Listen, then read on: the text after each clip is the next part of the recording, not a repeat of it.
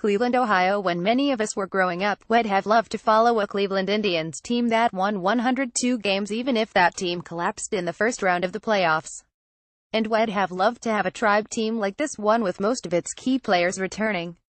That is one fact lost in all the angst, gnashing of teeth and second-guessing. The Tribe's sudden and rude departure from the American League Division Series is an emotional downer. You never can be certain, but the odds favor the Indians once again winning the American League Central Division. And once again, there being October baseball in Cleveland in 2018. And once again, a winning season is likely in Cleveland. It would be the 6th in a row for Tribe. That's the big picture for the Indians. It does look good despite their stunning collapse in the final 3 games against the New York Yankees. The big question is this: how will the playoffs impact the psyche of Tribe fans? It took a trip to the 2016 World Series combined with a 22-game winning streak for the Indians to draw 2 million fans for the first time in 10 years. You also can add in a summer with 0 rainouts and mild weather in April and September. A lot of good things came together for the Indians to reach 2 million. Their season tickets for 2018 are approaching 13,000. That's up from 12,600 at the start of the 2017 season. The Indians have a very loyal and knowledgeable core group of fans. But the casual fan base is very fragile. No matter what anyone says, this is not a baseball town.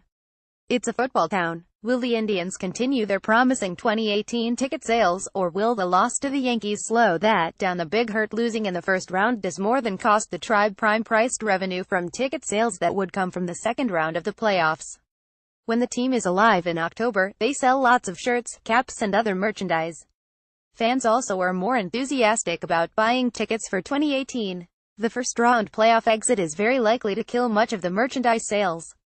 I also believe it will be much harder to sell tickets for 2018. That's despite the fact Tribe ownership did spend in the offseason by signing Edwin Encarnacion and Boone Logan. After adding Jay Bruce and Joe Smith in trades, the Indians' payroll climbed to a franchise record $125 million. They added about $30 million in salaries from the end of 2016. So let's not default to the Dolans or cheap lament. Use various rankings. Spotrac is a respected one.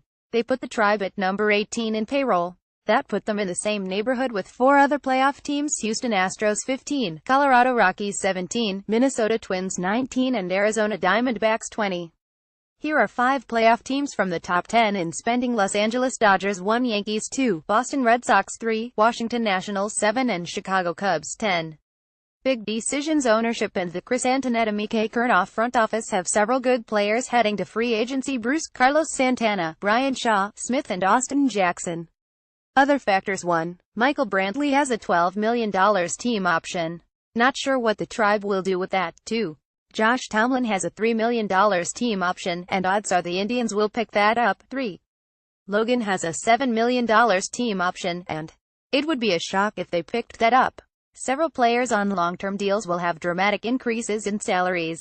Here's what some will be paid in 2018. Edwin Encarnacion $18.7 million, Jason Kipnis $13.7 million, Corey Kluber $10.7 million, Andrew Miller $9 million and Carlos Carrasco $8 million.